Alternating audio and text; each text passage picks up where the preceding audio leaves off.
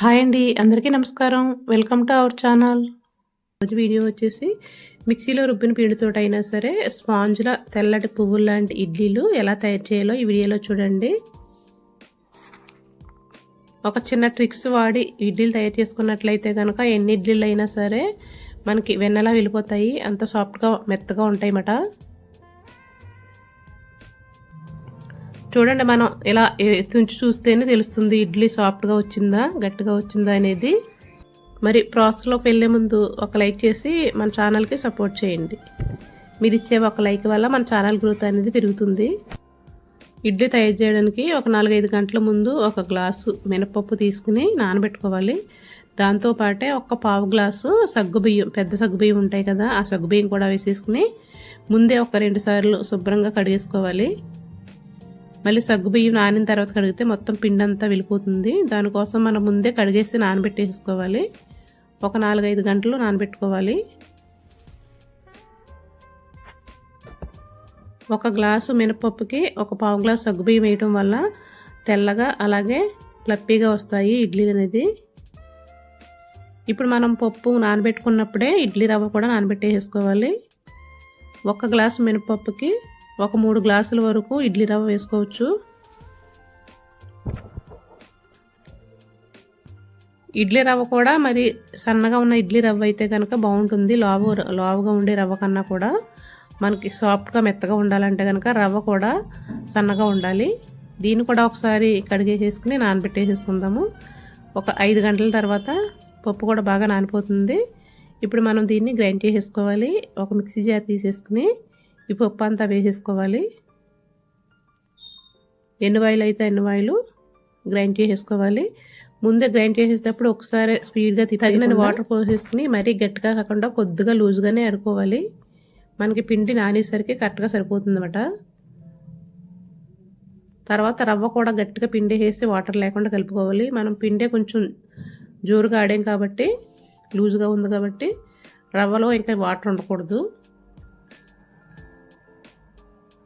రవ్వ మొత్తం వేసేసిన తర్వాత బాగా కలిపేసుకోవాలి. ఉప్పు ముందు వేయకూడదు. ఉప్పు మనం ఇడ్లీ వేసే ముందే వేసుకోవాలి. ఉప్పు ముందు వేస్తే కనుక పిండి పులిసిపోతుంది.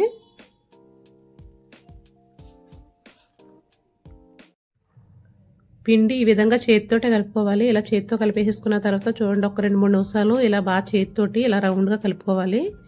ఇలా కలపడం వల్ల మనకి ఫ్లప్పీగా వస్తుందన్నమాట. పిండి మనకి కొంచెం వెడల్పుగా లోతుగా ఉన్న గిన్నెలోకి వేసుకోవాలి. చూడండి, 8 గంటల తర్వాత పిండి అంతా పొంగి పైకి వచ్చేసింది కదా. చూడండి, ఇలా ఉంటే సరిపోతుంది. మనకి ఇడ్లీ అనేది సాఫ్ట్గా వస్తుందన్నమాట. ఇప్పుడు మనకి ఎంత పిండి కావాలో అంత పిండి తీసేసుకుని ఒక గిన్నెలోకి మిగతా పిండిని మనం ఫ్రిడ్జ్లో స్టోర్ చేసుకోవచ్చు. ఫ్రిడ్జ్లో పెట్టే పిండికి మనం ఉప్పు వేయకూడదు. మనం ఎంత కావాలో అంత తీసుకుని దానిలో ఉప్పు వేసేసుకుందాము. ఉప్పు వేసేసుకుని నెమ్మదిగా కలుపుకోవాలి. పిండి మనం బాగా స్పీడ్గా కలిపేస్తే కనుక పిండి అంతా బాగా పొంగుతుంది కదా, ఫ్లప్పీగా ఉంటుంది. అదంతా అణిగిపోతుంది మనం స్పీడ్గా కలిపిస్తే కనుక. అందుకు మనం స్లోగా కలుపుకోవాలన్నమాట. అప్పుడే ఇడ్లీ మనకి సాఫ్ట్గా వస్తుంది. ఇది ఒక ట్రిక్ పాటించాలి.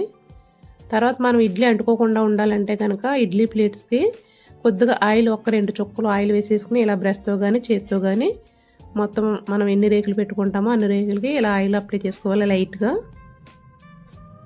సాఫ్ట్గా వస్తుందన్నమాట. అడుగున అంటుకోకుండా ఉంటుంది. పిండి కూడా బాగా పైకి వరకు వేయకూడదు. ఇడ్లీ ఉడికేసరికి మనకు కొద్దిగా కొంచెం పొంగుతుంది కాబట్టి పైకి వచ్చేస్తుంది. ఇడ్లీ రేకులు కూడా చూడండి, హోల్స్ ఉన్నా కాడ మనకి ఇడ్లీ రావాలి. ఈ విధంగా పెట్టుకోవాలి. ఇడ్లీ సెట్ అయితే కనుక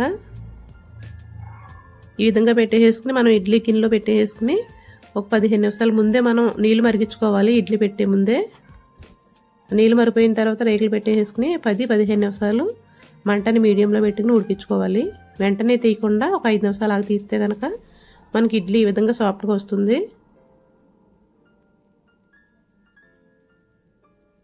స్టవ్ ఆపని వెంటనే తీస్తే కనుక ఇడ్లీ విరిగిపోతుంది. అలాగే ప్లేట్లు కూడా అడ్డుకుపోతూ ఉంటుందన్నమాట. ఇలాంటి చిన్న చిన్న ట్రిక్స్ పాటిస్తూ మనకు ఇడ్లీ తయారు చేసుకుంటే కనుక సాఫ్ట్ ఇడ్లీ మనకి తయారు చేసుకోవచ్చు. వీడియో నచ్చితే కనుక లైక్ చేసి సపోర్ట్ చేయండి. మోర్ వీడియోస్ కోసం please subscribe. Thank you for watching.